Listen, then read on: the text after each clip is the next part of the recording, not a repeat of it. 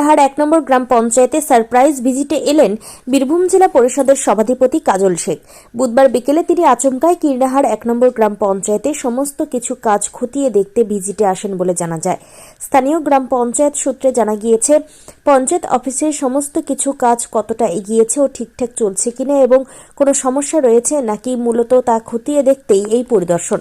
এছাড়াও এই পঞ্চায়েতটি লোকালয়ের মধ্যে থাকায় সেখানে শৌচালয় তৈরির চিন্তাভাবনা নেওয়া হয়েছে, সেই জায়গাতেও পরিদর্শন করলেন তিনি। সভাধিপতি কাজল শেখ বলেন, এই পঞ্চায়েতে পরিদর্শনে এসে দেখলাম সমস্ত কাজ ঠিক রয়েছে, এমনকি টেন্ডার প্রক্রিয়াতেও ১০০% রয়েছে।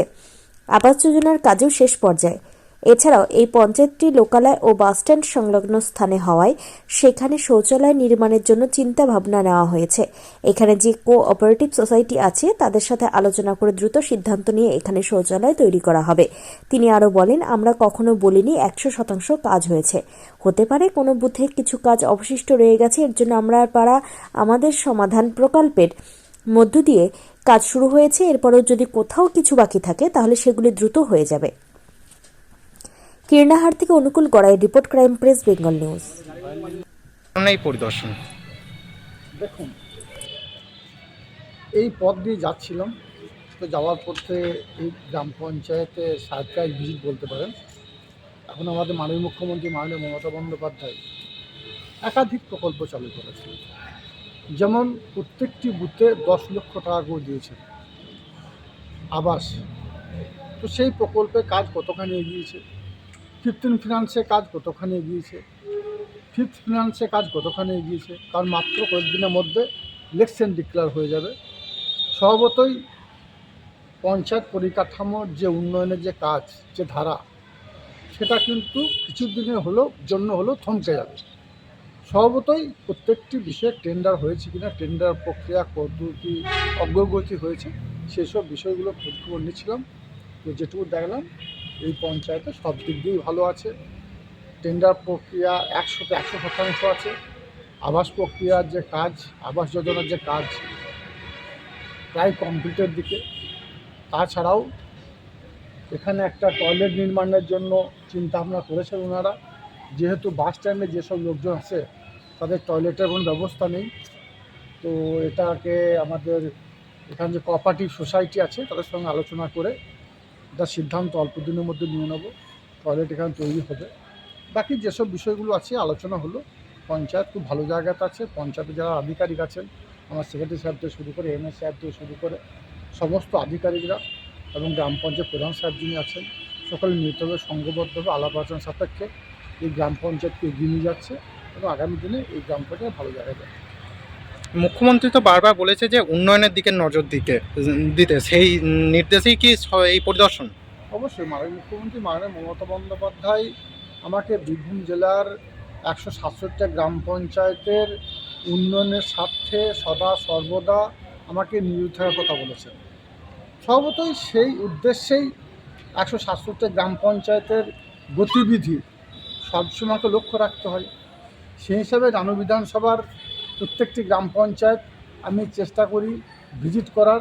অন্যভাবে বীরভূম জেলার যে গ্রাম পঞ্চায়েতগুলো আছে সেগুলোকেও ভিজিট করার চেষ্টা করি। সেই হিসাবে কীর্ণাহার ২ নম্বর গ্রাম পঞ্চায়েতে এসে খুবই ভালো লাগলো, ভালো কাজ হয়েছে। কীর্ণাহার ১ নম্বর গ্রাম পঞ্চায়েত। এই যে এই পঞ্চায়েতেই বেশ কয়েকদিন আগে কয়েকজন এলাকাবাসীর তারা এসেছিলেন যে রাস্তা নির্মাণ হয়নি, দীর্ঘদিন ধরে খারাপ, এটা নিয়ে কি বলবেন? দেখুন, আমরা কোনো সময়ের জন্য বলি না যে ১০০% কাজ হয়ে গেছে।